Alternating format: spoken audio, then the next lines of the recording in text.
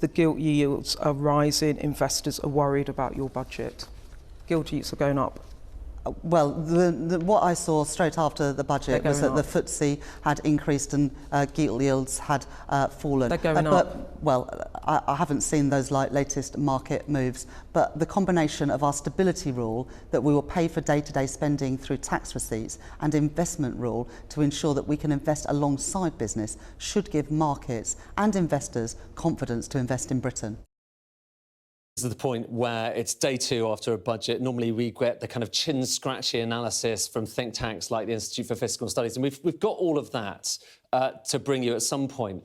Before we get to that, though, I wanted to talk about what's going on in markets, because I was talking to a trader recently, and this trader was saying, aside from the mini-budget, they can't recall another budget in recent years, if not decades, that's gone down this badly in markets. Just have a look at what's happening here. If you are the Chancellor and you have a budget, broadly speaking, after it, what you want is to see the pound stay steady, and you want to see gilt yields not move too much either. You ideally want to see them go down. What you don't want to see is the pound getting weaker, suggesting people are potentially pulling money out of the country, and gilt yields, your cost of borrowing, going up.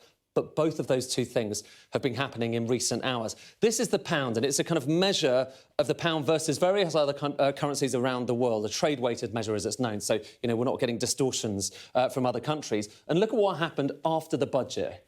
That line went down quite considerably. In fact, in the last couple of days, that's gone down at the fastest rate that we've seen in any comparable period going back more than 18 months. So a big fall in the pound. So the pound down. She wouldn't want to see that, Rachel Reeves.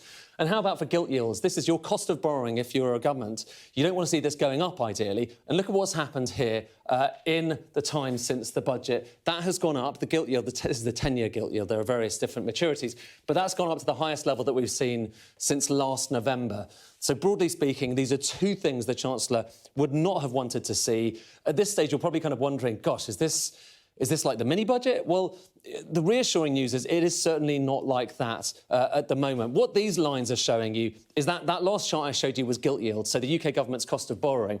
What this is showing you is how those gilt yields changed after the mini-budget. They went up through the roof. Just look at that red line there versus what we have here. So they are going up, but they haven't gone up as much as they went up by any means in 2022 when that mini-budget took place. But nonetheless, that will be enough to really concern people at the Treasury, because it suggests that out there in the market, a lot of traders are looking at how much money this government is borrowing, and they're saying, hang on, maybe we're going to charge you more as a result of that. And that has a bearing, important bearing for the Chancellor. Not so much because there's the risk of a crisis. It certainly, at the moment, doesn't feel like a crisis point.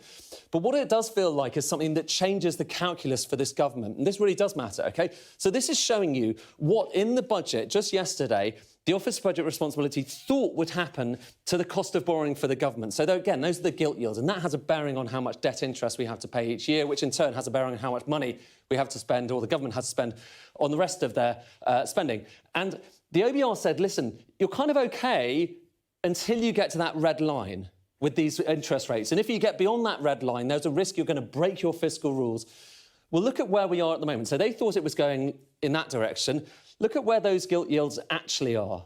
So they've already they've shot up a lot higher than the OBR was expecting. In fact, they're more or less halfway towards that danger point. So that is the thing that's going to really concern the Chancellor. We're only a day out from this budget, but already markets are reacting in quite a violent way. As I say, nothing like what we saw after the mini-budget. It's certainly not a crisis at the moment, but it's certainly unusual. It's really unusual to see this after a budget, and that will have a bearing on how much this government will be able to afford in the future. So it's breaking news, and obviously this is evolving all the time. There's lots going on. We've got the US election coming up next week, so these markets are all over the place already. But they're not really happy for the time being about this budget. Fascinating stuff, Ed. Really appreciate it. Thank you.